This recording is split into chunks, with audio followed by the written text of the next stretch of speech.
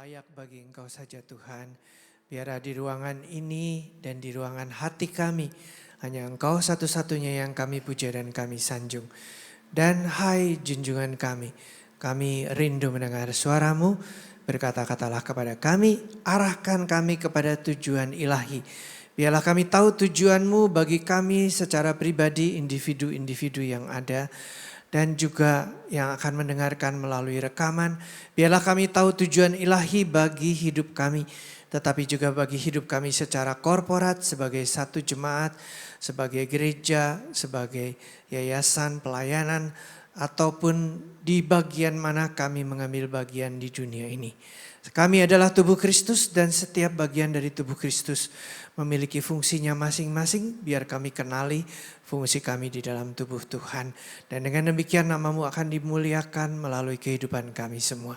Dalam nama Tuhan Yesus kami berdoa dan bersyukur. Amin. Puji Tuhan, sudah cukup beristirahat dan menyembah Tuhan lagi.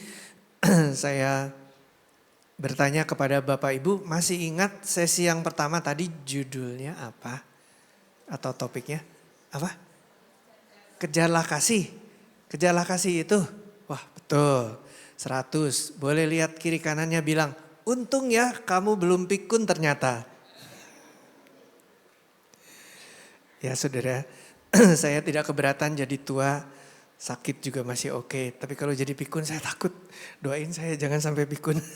Makanya saya tuh masih kuliah lagi sekarang supaya salah satu tujuannya supaya nggak pikun ya. Tadi saya ketemu Bapak Ibu, dua-duanya MTH Bapak Ibu. Wah itu jarang-jarang ya. Sepasang suami istri pelayanan bareng, gelarnya sama lagi. Wah, dalam bidang yang sama. So bersyukur ada teman-teman yang sungguh-sungguh belajar. Jadi bagian kedua dari teks ini dan kita masih di dalam topik besar doa puasa ini, yaitu mengarahkan diri kepada tujuan ilahi. Saya tuh kemarin masih tanya Pak Yoel tuh, saya tuh masih belum paham Tuhan kasih ayat ini 1 Korintus 14 ayat 1a. Tapi juga temanya itu belum begitu nyambung buat saya. Tapi sekarang jelas ketika saya duduk di sana. Oh jelas gitu ya. Kita sedang diarahkan Tuhan kepada tujuan ilahi. Sebagai individu maupun korporat. Fungsi gereja, Bapak Ibu pasti tahu. Ada 5 fungsi gereja. Ya. Nomor 1, didaskalia. Didaskalia itu pengajaran. Bertekun dalam pengajaran rasul-rasul. Jadi ini jadi kayak kelas ya, gak apa-apa ya. Kedua liturgia. Liturgi ya, itu ibadah penyembahan. Itu fungsi gereja. Itu dua-dua kita fokus di sini di Getsemani. Dua-dua kita kerjakan dengan sungguh-sungguh. Yang ketiga diakonia. Diakonia itu adalah pelayanan meja kepada anggota jemaat. Ya. Itu juga kita kerjakan. Yang keempat marturia. Marturia itu kesaksian, penginjilan, misi. Itu keluar pelayanannya. Yang 3 tadi ke dalam. Didaskalia, liturgia, sama diakonia itu ke dalam, di dalam jemaat, dalam gereja. Tapi kita ada 2 pelayanan keluar, 2 fungsi gereja keluar. Yaitu marturia, itu berarti kita bersaksi di luar sana. Bukan bersaksi dalam gereja, kalau itu masuk dalam liturgia. Bersaksi keluar sana, memberitakan Injil, bermisi, itu adalah marturia. Yang kelima, misericordia. Misericordia itu pelayanan belas kasihan. Ya, belas kasihan kepada orang. Ketika kita mengadakan baksos atau seperti kemarin berbagi kasih dengan para driver ojek online, itu misericordia. Jadi saya merasa barangkali kita akan lebih menggarisbawahi, Pak Yoel nanti kita pergumulkan hal ini, lebih menggarisbawahi lagi 2 fungsi gereja yang 2 ini, yang ke arah luar ya. Jadi salah satu yang saya ingat tadi, dulu ya tahun 80-an gitu, jadi udah kira-kira 40 tahun yang lalu. Saya dengan teman-teman persekutuan di Bandung itu, setahun sekali paling enggak pergi ke sini. Ada seminar, ya ada hamba-hamba Tuhan dari luar negeri gitu, kita dengerin, catat semua khotbah, pengajaran. Nanti ke Bandung, di Bandung kita share, kita pelajari lagi, itu bisa jadi 1 khotbah, di sini bisa jadi 3-4 khotbah. Jadi itu salah satu juga bagaimana dari sini keluar hamba-hamba Tuhan. Ada materi-materi yang luar biasa di sini, istimewa. Bawa keluar sana. Ya, khotbah saya nggak di copyright, silahkan mau dikhotbahkan lagi. Saya ikut bahagia, PowerPoint-nya boleh minta, pakai aja. Yang penting tanya Tuhan dulu, ini bukan yang harus saya sampaikan gitu ya. Silahkan khotbahkan lagi. Dan dulu juga saya dapatnya juga dari teman-teman dari hamba-hamba Tuhan yang melayani di sini. Sekarang buat saya istimewa sekali bahwa saya berkesempatan juga melayani saudara di tempat ini ya. Dulu nggak pernah kebayang, wow gitu. Selalu hamba-hamba Tuhan yang berdiri di sini saya tuh, wah saya anggap sesuatu yang luar biasa. Dan sekarang, puji Tuhan lah gitu kalau boleh berbagi dengan Anda sekalian. Jadi kita mengarahkan diri kepada tujuan ilahi. Paling enggak kerangka yang 5 tadi itu udah menolong kita. Oh mau kemana Tuhan? Mau bawa kita kemana? Mungkin kita mau lebih banyak bermisi ya. Maka ada sekolah misi tahun ini di tempat kita. Sekalian mengiklankan Oktober kita mulai lagi sekolah misinya. Nah, dan kita juga ada kegiatan-kegiatan keluar. Dan di sana Tuhan memberkati kita, memberkati mereka melalui kita. Nah kembali ke teks dulu, bisa ditayangkan bagian kedua dari 1 Korintus 14 ayat 1a, yaitu, berusahalah memperoleh karunia roh. Boleh dibaca, berusahalah memperoleh karunia roh. Di dalam 1 Korintus 14 ayat 1, jadi itu slide keduanya, dikatakan lebih komplitnya apa? 2, 3, berusahalah memperoleh karunia roh, terutama karunia untuk bernubuat. Kenapa karunia untuk bernubuat ya? Ada 9 karunia dijelaskan di 1 Korintus pasal 12, betul? Ada 2 karunia lagi dijelaskan dengan panjang lebar 40 ayat di 1 Korintus pasal 14. Di tengah-tengahnya tentang kasih. Kasih tadi kita bahas di sesi pertama. 1 Korintus 12 kita nggak bahas ya. Ada 9 karunia di sana. Tapi di sini dikatakan terutama karunia bernubuat. Coba kita mundur ke Kisah Para Rasul pasal 2 mulai dari ayat 16. Sudah ada? Next slide. Boleh baca bersama-sama? 2, 3. Tetapi tentang itulah apa yang difirmankan dengan perantaraan Nabi Yoel. Akan terjadi pada hari-hari terakhir, demikianlah firman Allah, bahwa aku akan mencurahkan rohku ke atas semua manusia. Maka anak-anakmu laki-laki dan perempuan akan bernubuat, dan taruna-tarunamu akan mendapat penglihatan-penglihatan, dan orang-orangmu yang tua akan mendapat mimpi. Juga ke atas hamba-hambaku laki-laki dan perempuan akan kucurahkan rohku pada hari-hari itu dan mereka akan bernubuat. Apakah saudara-saudara memperhatikan kalau belum tertangkap? Saya ulang lagi, kita lihat lagi dari ayat 16, tolong slide-nya. Di sana kita melihat sesuatu yang terbalik dari yang lazim. Ya. Di ayat 17 dikatakan akan terjadi pada hari terakhir, demikian firman Allah, aku akan mencurahkan rohku pada semua manusia. Tapi nextnya dikatakan bagian dari ayat 17, anak-anakmu laki-laki dan perempuan akan bernubuat. Kemudian lihat, ini kronologisnya atau rentang usianya ya. Pertama anak-anak, kedua apa? Taruna-tarunamu. Di terjemahan baru edisi 1 kalau nggak salah anak-anakmu yang muda gitu ya. Di sini taruna itu youth ya kira-kira begitu. Tarunamu mendapat penglihatan, kemudian apa? Orang-orangmu yang tua akan mendapat mimpi. Dan terakhir di ayat 18 hamba-hamba. Hambaku laki-laki dan perempuan itu berarti para nabi. Ya. Nah ini secara strata masyarakatnya, masyarakat Yahudi, ini kan khotbahnya Petrus di hari Pentakosta, ya kebanyakan yang datang orang-orang Yahudi. Walaupun ada yang dari Yerusalem sendiri, ada juga yang dari luar Yerusalem, bahkan dari luar Israel, orang-orang Yahudi diaspora yang tersebar kemana-mana. Ada beberapa kemungkinan yang bukan orang Yahudi, tapi kebanyakan Yahudi. Nah struktur strata sosial orang Yahudi itu mirip-mirip lah di mana-mana. Yaitu paling tinggi hamba Tuhan. Kedua, orang tua. Ya, buat kita orang timur kalau di barat itu suka nggak peduli sama umur gitu ya. Malahan kadang-kadang orang tua tuh udah kurang berguna. Tapi kalau orang timur enggak, orang tua berarti bijaksana. Uban tanda kebijaksanaan katanya ya. Jadi kita menghormati, menghargai orang tua. Jadi itu peringkat kedua. Peringkat berikutnya baru orang dewasa ya, kemudian teruna-teruna atau remaja-remaja. Paling bawah di jenjangnya itu, di tangganya itu paling bawah anak-anak. Tapi di sini firman Tuhan dibalik. Anak-anak, teruna-teruna, orang tua, baru hamba Tuhan. Waktu saya kuliah di Abdiel, salah satu buku wajib kami adalah karya Chuan Seng Song. Judulnya Kerajaan yang Sungsang. Terjemahan ya, itu teolog Korea. Kerajaan yang sungsang, kerajaan yang terbalik. Di semua kerajaan, strata sosialnya nomor 1 raja, betul? Bentuknya piramid begini ya. Kira-kira kalau mau digambarin piramid. Raja nomor 1 dong, paling puncak. Di bawah ada menteri-menterinya. Di bawahnya peringkat berikutnya pejabat-pejabat. Baru rakyat biasa paling bawah, betul gak? Tapi di dalam kerajaan surga, piramidnya dibalik.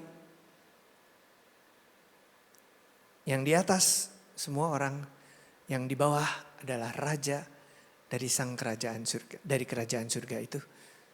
Raja segala raja kita, Tuhan Yesus. Tuhan Yesus bilang apa? Barang siapa yang terbesar di antara kamu harus menjadi pelayan dari semua orang. Siapa yang terbesar di antara manusia? Siapa manusia yang terbesar di antara semua manusia? Sebutkan. Masa gak tahu? Siapa yang paling besar di antara semua manusia yang pernah ada di bumi ini dan akan ada? Yesus Kristus, manusia Allah itu. Dan dia sudah membuktikan dirinya sebagai pelayan dari semua orang. Salah satu yang paling mengejutkan adalah ketika di perjamuan terakhir dia mengambil wadah air, mengambil handuk dan membasuh kaki nelayan-nelayan yang mungkin masih bau ikan itu. Dia menjadi pelayan dari semuanya. Ini gestur yang menunjukkan dia mau menjadi pelayan semuanya. Dia mati buat semua orang. Kerajaan Allah adalah kerajaan yang sungsang, Bapak Ibu. Sehingga tidak salah kalau orang-orang yang melayani di atas mimbar, di belakang, di atas panggung, di belakang mimbar. Bukan di atas mimbar ya, salah ya. Nggak sopan kalau di atas mimbar, di belakang mimbar aja. Yang melayani di belakang mimbar dan di atas panggung itu disebutnya hamba. Nah, memang harus hamba. Tapi kadang-kadang lupa. Nah, coba kita teruskan bacaan kita. Ya, ini dulu.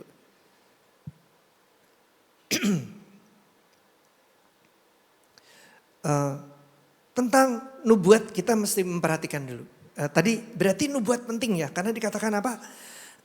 Semua hamba-hamba ku laki-laki dan perempuan selain anak-anak dan teruna dan orang tua, mereka akan bernubuat. Kalau mendapat penglihatan itu apa? Itu semacam nubuat juga, tapi dalam bentuk gambar. Oke? Kalau nubuat adalah kata-kata, tapi kalau penglihatan itu sama aja nubuat juga, tetapi dalam bentuk gambar, yang kita lihat gambar. Gitu. Itu pernyataan juga, tapi yang seperti itu. Jadi ini penting ternyata bernubuat itu yang nomor 1 disebut di Kisah Para Rasul. Dan kemudian juga di 1 Korintus 14 kita disuruh untuk bernubuat. Bukan hanya mengejar kasih, tapi juga usahakan dirimu memperoleh karunia, terutama untuk bernubuat. Coba kita perhatikan, tapi ada ininya rambu-rambunya ya, hati-hati ya. Karena setiap nubuat perlu diuji. Lihat 1 Korintus 14 ayat 29, itu di next slide. Iya, terima kasih. Coba baca, tentang nabi-nabi, baiklah 2 atau 3 orang diantaranya berbicara dan yang lain menanggapi. Dalam bahasa Inggris, pass judgment. apa yang mereka katakan. Jadi harus diuji nubuat itu. Problem kalau nggak ada yang berani menguji nubuat. Jadi ada nubuat-nubuat palsu. Nah, sekarang ini kok jarang ya saya ketemu di gereja di mana orang bernubuat. Dulu di sini, nah itu kalau saya bilang dulu tuh memang betul-betul udah lama. Ya, masih duduk di bawah gitu. Itu ada ibadah-ibadah di mana beberapa nabi datang dan mereka akan berdiri dan bernubuat. Yang lebih menakjubkan buat saya, satu orang berbahasa lidah, terus satu orang lain berdiri menerjemahkan bahasa lidah itu jarang banget ya. Tapi ada gitu terjadi di sini. Saya juga ke gereja Anglikan di Singapura, tapi karismatik. Gereja Anglikan, pendetanya pakai jubah kayak pastor begitu. Tapi mereka bernubuat, belasan yang bernubuat, gantian berdiri bernubuat. Lalu baru pendetanya khotbah dan dia bilang, firman Tuhan mengatakan kita harus menguji nubuat itu. Jadi dia komentari, untung semuanya oke, semuanya sesuai firman, gak ada yang aneh. Jadi oke gitu ya, gak ada yang sampai dihakimi. Tapi harus berani untuk dinilai nubuat kita. Ya. Terus, oh ya satu lagi, ada satu gereja di Bandung itu, ibadahnya unik. Ibadahnya kadang 3 jam setengah gitu ya. Yang khotbah bukan 1 orang, bukan 2 orang, bisa 5-6 orang.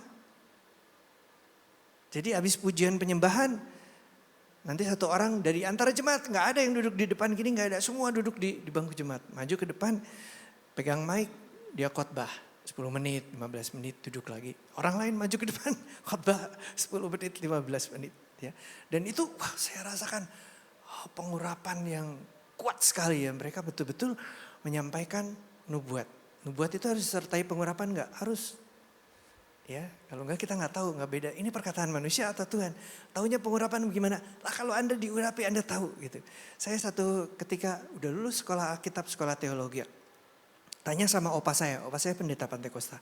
Opa, yang namanya pengurapan itu harus kerasa atau enggak? Pengurapan ya harus kerasa katanya gitu. Kalau enggak kerasa apa-apa ya berarti bukan pengurapan. Dia bilang gitu. Waduh, aku sedih deh bertahun-tahun tidak merasakan yang namanya pengurapan gitu ya. Sampai belakangan baru ngerti. Oh gitu pengurapan itu. Oke, gitu. Oke, terus ya. Jadi saya nggak bisa ngajarin kepada saudara gimana. Oke, harus ngalami sendiri. Terus jangan semua diajarin ya, alami ya. Terus di 1 Tesalonika 5 ayat 20-21 boleh ditayangkan, kita baca bersama. 2, 3. Dan janganlah anggap rendah nubuat-nubuat. Ujilah segala sesuatu dan peganglah yang baik. Jadi jangan anggap rendah loh ya nubuat-nubuat itu. Itu Tuhan mau kita bernubuat. Tapi kita juga disuruh menguji. Nah ini maaf sih kita mungkin sudah jarang mendengarkan pengajaran tentang karunia-karunia. Tapi kita lihat di sini jangan anggap rendah. Biarlah bernubuat. Di 1 Korintus juga dikatakan jangan melarang orang yang berbahasa lidah. Jangan, biar berbahasa lidah. Ini juga bernubuat. Boleh, 2-3 orang tadi bernubuat, gak apa-apa. Jangan khawatir saudara-saudara, nanti ada solusinya. Terus terakhir, 1 Yohanes 4 ayat 1. Next slide, kita baca, 2, 3. Saudara-saudara yang terkasih, janganlah percaya kepada setiap roh, tetapi ujilah roh-roh itu. Apakah mereka berasal dari Allah? Sebab banyak nabi-nabi palsu bermunculan di dunia. Harus diuji, kenapa? Ada banyak nabi palsu. Nah kita tertolong oleh, bagaimana caranya nguji nubuat itu? Saya tertolong oleh Kenneth Hagin senior ya. Ya pasti sudah lama almarhum. Dia menulis sebuah buklet judulnya 7 Steps to Judging Prophecy. 7 Steps, 7 langkah to Judging Prophecy. Bagaimana menguji nubuat. Nah ini saya ada adaptasi sedikit. Boleh next slide. Nomor 1. Iya, bagaimana mengujinya? 1, kenali buah mereka. Ada banyak nabi palsu katanya. Tapi kalau buah gak bisa dipalsukan. Ada buah plastik ya, apel plastik, pisang plastik. Tapi masa kita makan? Nggak mungkin lah itu ya. Dari jauh, mirip banget gitu. Tapi kalau dari dekat kan kita tahu itu bukan makanan. Mungkin kita bisa bohongin anak kecil, tapi sekali doang, nggak mungkin terus-terusan. Jadi kita tahu dari mana? Dari buahnya. Apakah orang itu berbuah roh? Gitu. Bahasa rohnya hebat, nubuatnya hebat, tapi maki-maki istri. Bener nabi apa-apa gitu ya, kita bisa ragu-ragukan itu. Sifat dan kehidupan. Itu salah satu ujian nomor 1. Kedua, memuliakan Kristus atau memuliakan diri sendiri. Kemarin Pak Yoel sempat menyinggung. Kadang kita tuh lupa loh yang di belakang panggung itu. Yang kita muliakan nih Tuhan atau diri sendiri. Saya menjaga jangan sampai memuliakan diri sendiri, salah satu caranya gini. Di mana 2-3 orang hadir, di situ Tuhan hadir. Kalau saya khotbah, Tuhan ada dengerin khotbah saya. Pertanyaan saya selalu, apakah Tuhan Yesus tersenyum mendengar saya khotbah atau dia merengut? Kalau merengut, Anda semuanya tersenyum tapi dia merengut, celaka aku. Gitu ya. Jadi ingat Tuhan, kau dengerin khotbah saya. Tolong Roh Kudus jangan sampai saya memuliakan diri sendiri. Aku harus memuliakan Kristus. Ketiga, selaras dengan Alkitab atau tidak, gitu ya. Seindah-indahnya nubuat itu, sehebat-hebatnya pernyataan yang dikatakan, tapi nggak cocok dengan Alkitab. Ya jangan saudara, jangan diterima. Nanti ya kita pikirin lagi deh gitu. Keempat, digenapi atau tidak. Bapak Ibu maaf aja ya kalau ada yang menubuatkan, Tuhan Yesus datang bulan Oktober 2017. Udah lewat 2017 gak datang-datang. Koreksi katanya di surga ada perundingan. Kita tunda soalnya masih ada yang belum bertobat tuh gitu. Udah tunda aja November 2019. Udah lewat gak datang juga. Itu masih banyak yang belum bertobat, tunda lagi 2024. Nah sekarang udah 2025 jadi Bapak Ibu. Itu, kalau nggak digenapi itu kita bertanya-tanya ya gitu. Harus diuji nubuatnya. 5, memberi kemerdekaan atau justru membelenggu. Ya saya nggak bisa cerita lagi tapi kemarin ada cerita juga. Apakah memberi kita kemerdekaan? Bukankah di 1 Korintus, di Yohanes 8 ayat 32 dikatakan kebenaran itu memerdekakan. Kalau kebenaran itu justru membuat terbelenggu, nah itu salah. Jadi bukan memberi kemerdekaan justru membelenggu. Keenam, apakah membangun, menasihati, menghibur atau memperlengkapi jemaat. Apakah ada nubuatan yang bersifat memperingatkan? Ada, tapi itu harus hati-hati. Kalau Anda nabi, Anda punya tugas memperingatkan.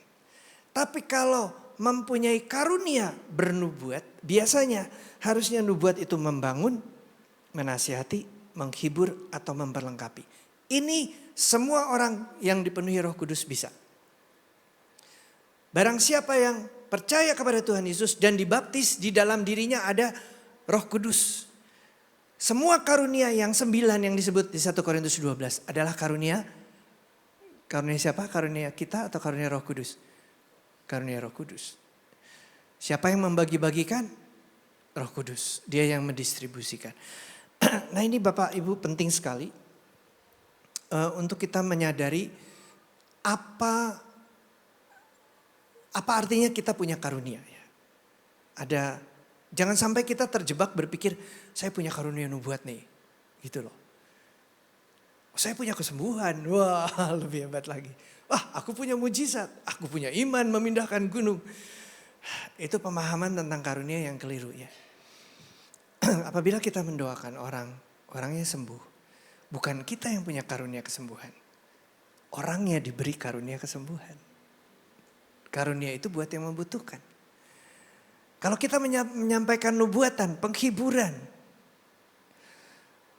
nasihat, orangnya diberkati, orangnya mendapat kekuatan baru. Itu bukan kita yang punya karunia nubuatan. Karunia itu diberikan kepada orang itu yang membutuhkan nubuat itu. Jadi tujuannya untuk menolong orang lain. Kita adalah hamba, kita yang bawa.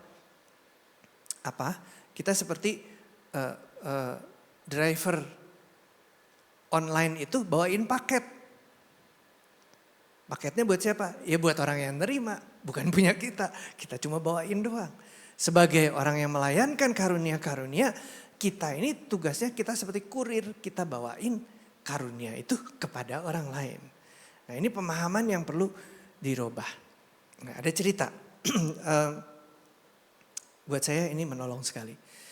Ada sebuah SD, itu entah di mana, tapi satu hari kepala sekolahnya bilang, ayo ini liburan anak-anak kita buat pertunjukan gitu ya.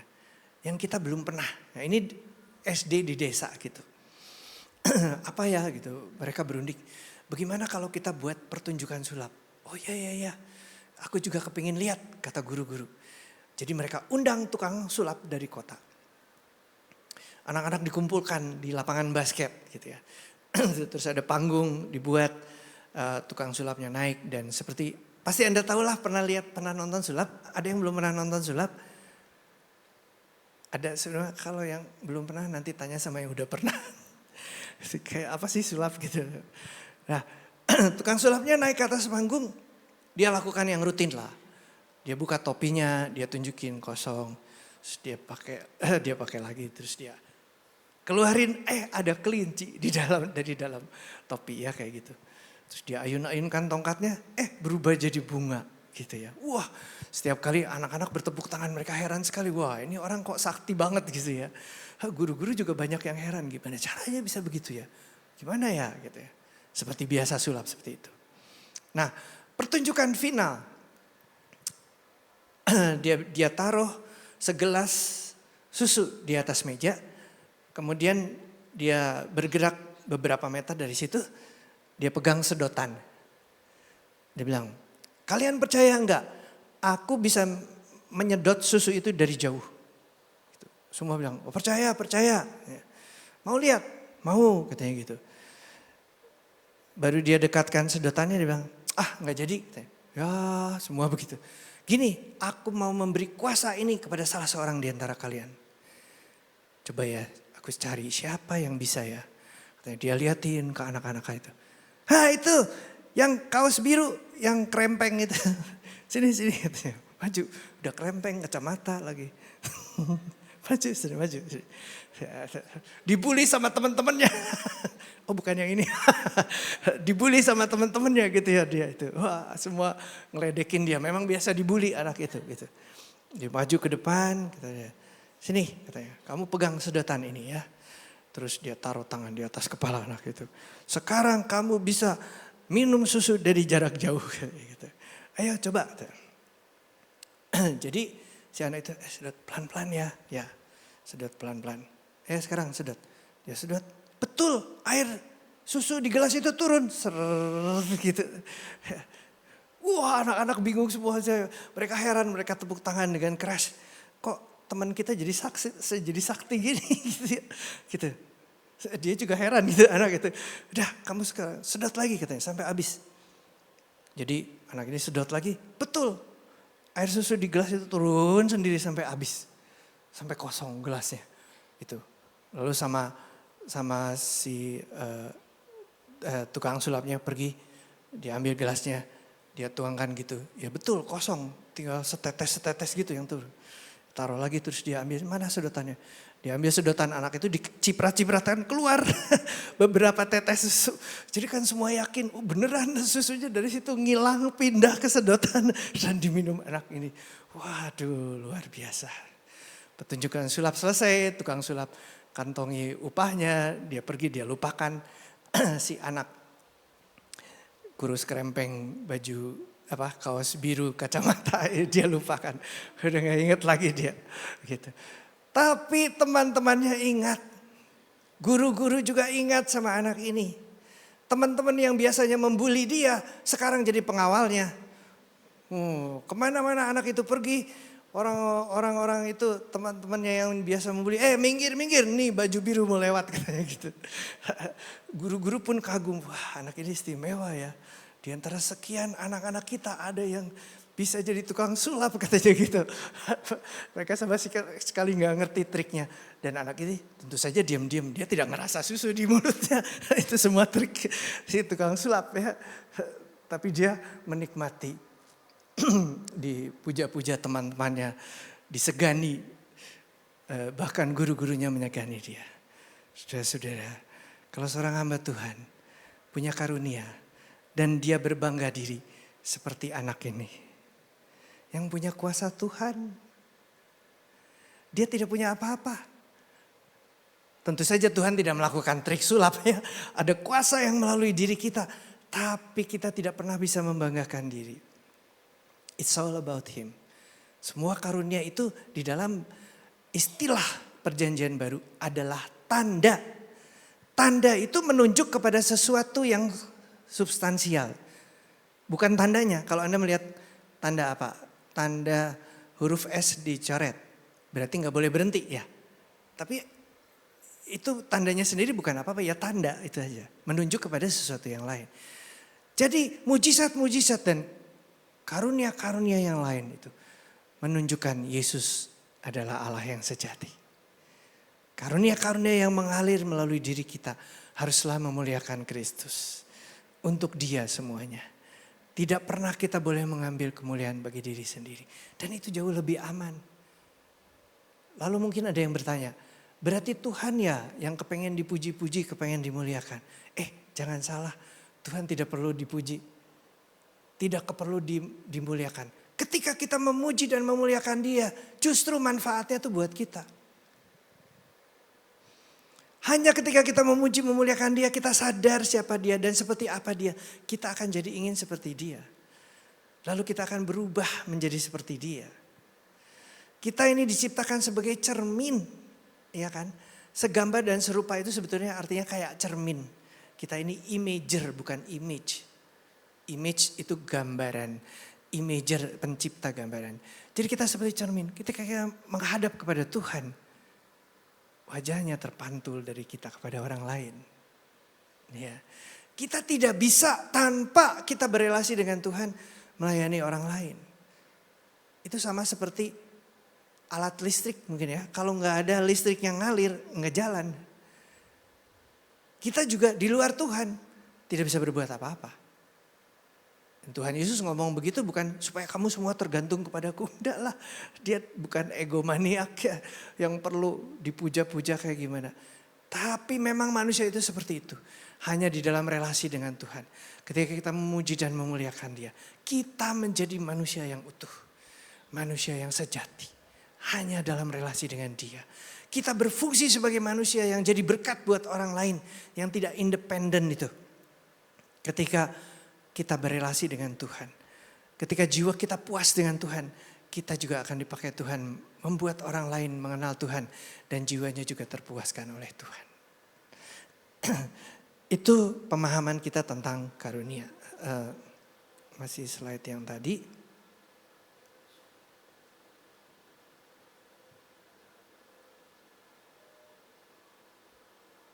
Ya, yang ketujuh adalah bentar ya, ini ketutup. Pengurapan pada jemaat memberi kejelian dalam membedakan roh atau kedagingan. Di dalam dirimu kata 1 Yohanes 2 ayat 20 dan 1 Yohanes 2 ayat 27. Di dalam dirimu tetap ada pengurapan. Sebab itu kamu akan mengetahui kebenaran. Di dalam dirimu kenapa? Karena ada Roh Kudus di dalam dirimu. Kita tahu kok. Yang beresiko adalah orang yang berdiri di belakang mimbar. Sadar atau tidak sadar, saya sedang dinilai. Benar gak nih orang? Dan Anda akan bisa tahu, oh ini benar, cocok dengan firman Tuhan, dengan kebenaran atau tidak, Anda tahu. Ya, jemaat akan tahu, semua dinilai oleh jemaat. Dan kejelian di dalam jemaat itu akan bisa membedakan ini dari roh atau kedagingan. Nah saudara, ada satu peristiwa lagi, ini mungkin kisah yang terakhir. Kita akan membaca dari Kisah Para Rasul ayat ke-8. Kisah Para Rasul ayat 8. Kita akan loncat-loncat membaca Kisah Rasul 8 ini. Saya bacakan deh. Saulus juga setuju dengan pembunuhan atas Stefanus. Pada waktu itu mulailah penganiayaan yang hebat terhadap jemaat di Yerusalem. Mereka semua kecuali rasul-rasul tersebar ke seluruh daerah Yudea dan Samaria. Orang-orang saleh menguburkan mayat Stefanus serta meratapinya dengan sangat. Tetapi Saulus berusaha membinasakan jemaat itu dan ia memasuki rumah demi rumah dan menyeret laki-laki dan perempuan keluar dan menyerahkan mereka untuk dimasukkan ke dalam penjara. Ketika rasul-rasul di Yerusalem mendengar bahwa tanah Samaria telah menerima firman Allah, mereka mengutus Petrus dan Yohanes ke situ. Setibanya di situ, kedua rasul itu berdoa supaya orang-orang Samaria itu beroleh Roh Kudus. Sebab Roh Kudus belum turun di atas seorang pun di antara mereka karena mereka hanya dibaptis dalam nama Tuhan Yesus. Kemudian keduanya menumpangkan tangan di atas mereka, lalu mereka menerima Roh Kudus. Ketika Simon melihat bahwa roh itu diberikan melalui penumpangan tangan rasul-rasul itu, ia menawarkan uang kepada mereka serta berkata, "Berikanlah juga kepadaku kuasa itu, supaya jika aku menumpangkan tanganku di atas seseorang, ia menerima Roh Kudus." Namun Petrus berkata kepadanya, "Binasalah kiranya uangmu itu bersama engkau, karena engkau menyangka bahwa engkau dapat membeli karunia Allah dengan uang. Tidak ada bagian atau hakmu dalam hal ini, sebab hatimu tidak lurus di hadapan Allah. Jadi bertobatlah dari kejahatanmu ini dan berdoalah kepada Tuhan, semoga Ia mengampuni niat hatimu ini. Sebab kulihat bahwa engkau memendam iri hati yang pahit dan terjerat dalam kejahatan." Jawab Simon, "Hendaklah kamu berdoa untuk aku kepada Tuhan, supaya kepadaku jangan kiranya terjadi segala yang telah kamu katakan itu." Bapak Ibu, Simon Magus, dia tukang sihir, dia digelari kuasa Allah yang besar. Dia sangat menikmati dipuja-puja oleh rakyat, oleh orang banyak itu. Bahkan sudah setengah dewa. Dia dianggap kuasa Allah yang besar dan dia melakukan hal-hal yang mengherankan.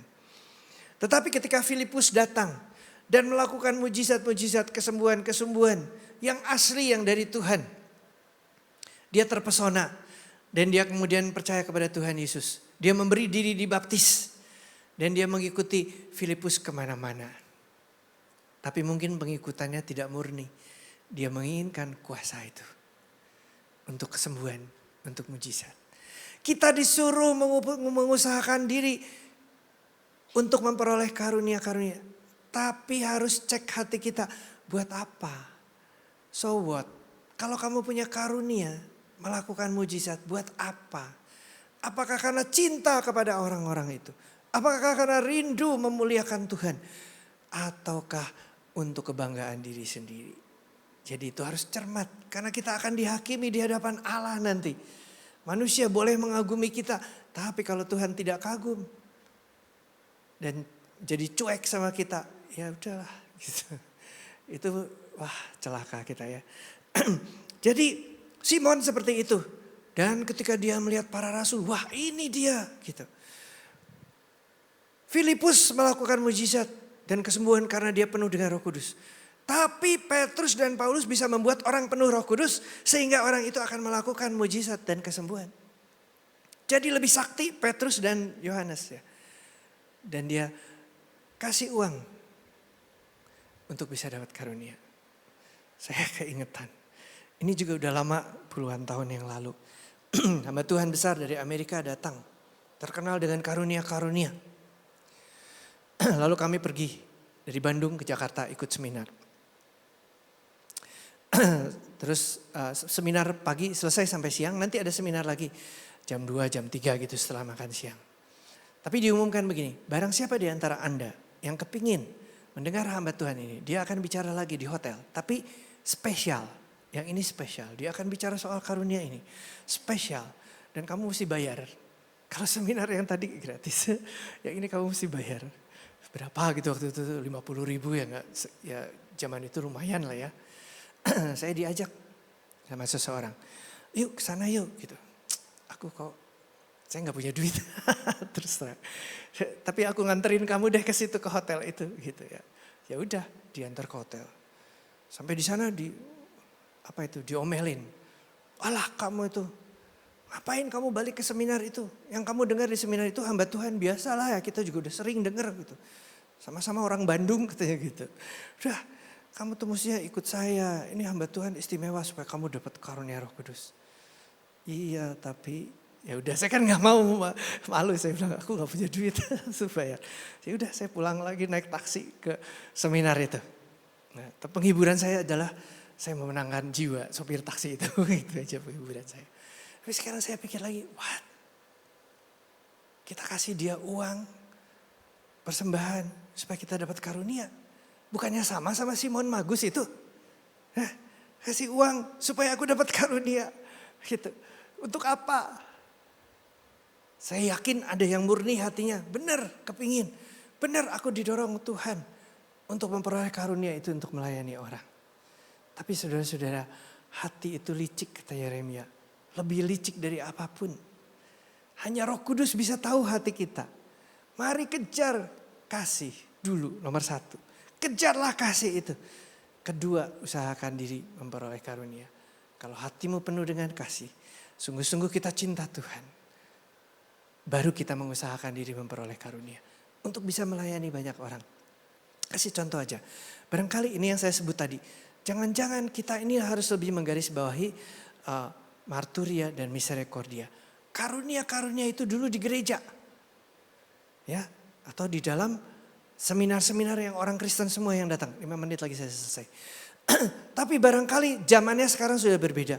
Karunia-karunia itu harus dibawa keluar. Seperti pada zaman Rasul-Rasul. Karunia-karunia itu di luar. Bukan di dalam gedung gereja, bukan dibatasi. Ya, beberapa hari yang lalu saya jalan pagi. Di sini aja muter-muter. Ketemu seseorang lebih sepuh dari saya. Cerita-cerita, dia tuh menceritakan isi hatinya. Dia bilang, saya itu sedang merasa tidak diperlakukan tidak adil oleh Tuhan katanya. Loh Pak, kok sama? Aku juga beberapa hari yang lalu mikir begitu. Saya bilang, hah masa kamu juga mikir begitu? Iya. Tapi Pak, iman kita kan bukan berdasarkan perasaan. Iman kita berdasarkan fakta sejarah. Kita bisa baca sejarah di Alkitab, kita baca sejarah suci, sejarah gereja. Terbukti Tuhan berlaku adil. Dan kalau kita tidak dapat keadilan kita di dunia ini, nanti di surga, di akhirat akan ada keadilan. Jadi walaupun perasaan saya, rasanya aku diberlakukan tidak adil. Tetapi aku tahu Tuhan memperlakukan aku dengan adil. Sekarang aja pikiran saya terbatas, saya nggak lihat. Dia bilang, Pak, saya tuh tertutup orangnya. Saya nggak biasa membuka hati saya. Saya baru mulai membuka hati saya. Baru berapa menit di sini, saya sudah dapat jawaban dari Tuhan. Sesederhana itu Bapak Ibu. Bukan nubuat harus gimana-gimana dulu. Bernubuat, enggak ya, ngobrol biasa keluar. Hari Kamis ada pelayanan dengan driver ojek online. Saya di meja, salah satu meja dengan beberapa orang di sana. Terakhir kami tutup dengan doa. Saya bertanya, Tuhan apakah ada pesanmu untuk yang di sebelah saya? Yang duduk di sebelah saya. Dan Tuhan bicara, karena kan saya sedang mempersiapkan khotbah ini. Usahakan dirimu memperoleh karunia, terutama bernubuat. Saya bilang, Tuhan kasih saya kata-kata untuk orang di sebelah ini. Dan Tuhan kasih 3 kata. Biasanya Tuhan bicara kepada saya, bahasa Indonesia, bahasa Inggris saya ngerti ya. Ini bahasa Jawa, aku tuh gak berani berbahasa Jawa biarpun udah lama di sini. Nanti saya ngomong sama orang tua ngokok lagi, wah kawat. Gitu ya. 3 kata doang. Gusti ora sare. Itu biasa-biasa lah gitu ya. Saya bilang, Pak, tadi saya berdoa, tadi waktu kita berdoa, Tuhan bicara di hati saya untuk Bapak. Gusti ora sare. Dah. Teman yang di seberang ngeliatin. Sesama konselor.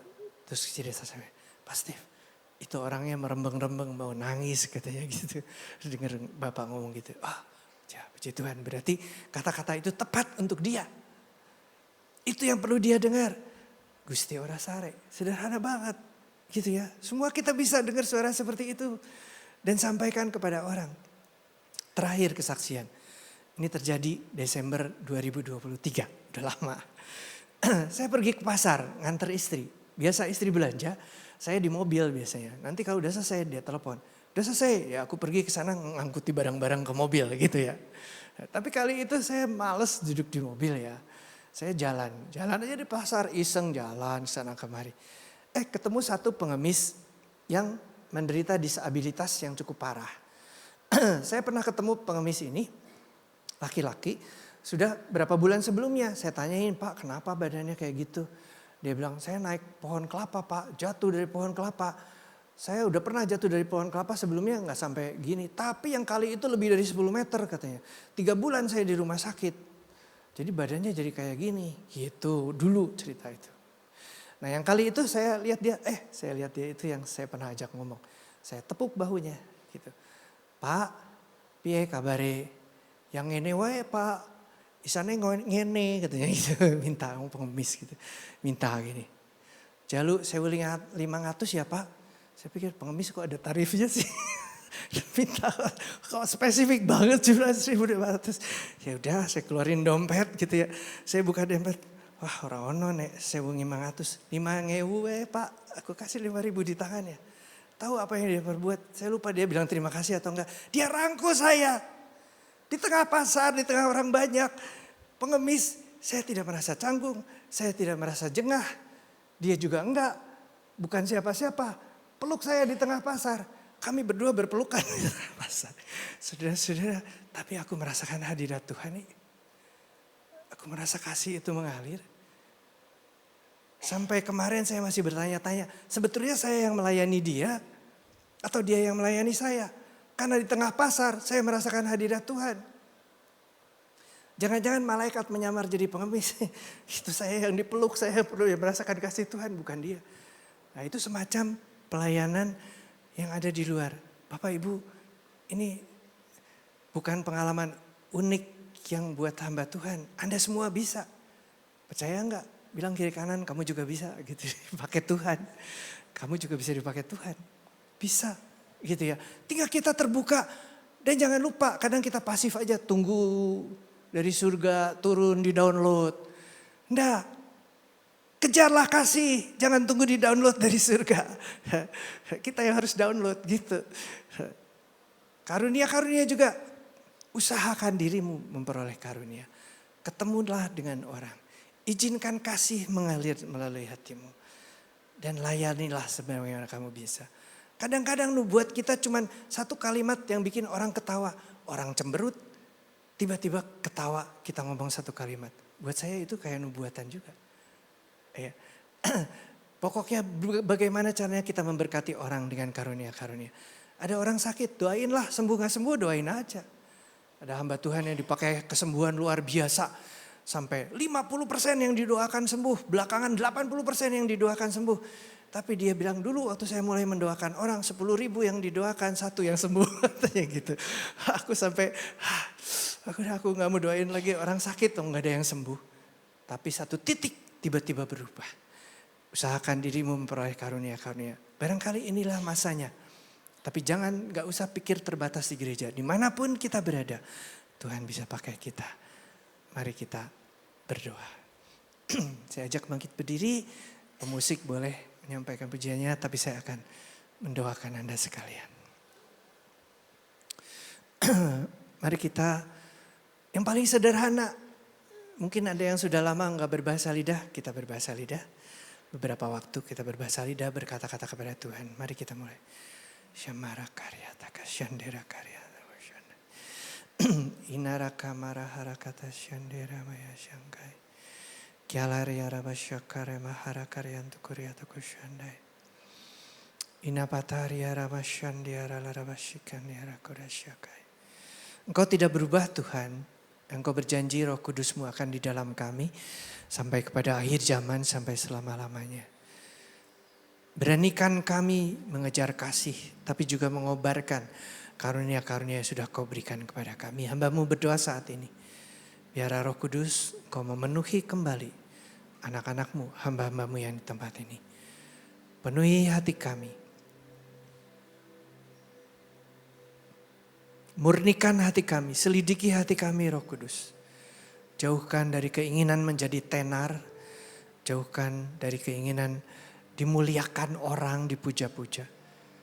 Biarlah hati kami terus murni di hadapan Tuhan. Hanya mencari wajah-Mu tersenyum atas kami. Hanya mencari Engkau disenangkan. Dan banyak orang boleh tertolong. Seperti hati-Mu Tuhan Yesus tergerak oleh belas kasihan. Lalu karunia-karunia itu mengalir dari dalam diri-Mu. Biarlah hati kami juga dipenuhi dengan kasih. Dipenuhi dengan belas kasihan. Sehingga ketika kami melihat orang lain. Kami melihat dengan mata Tuhan Yesus. Kami memandang dengan mata Bapa yang penuh belas kasihan, penuh kasih karunia, penuh kasih sayang, penuh kasih setia. Yang kerinduannya semata-mata menjadi berkat bagi orang lain. Tuhan, kami tahu ini tidak mudah. Karena kami kepingin diri kami yang divalidasi, diri kami yang diakui, diafirmasi oleh orang lain. Tapi biarlah mulai hari ini kami mengabdikan diri kepada Tuhan. Dan membiarkan diri kami menjadi bejana untuk kemuliaan-Mu. Menjadi berkat.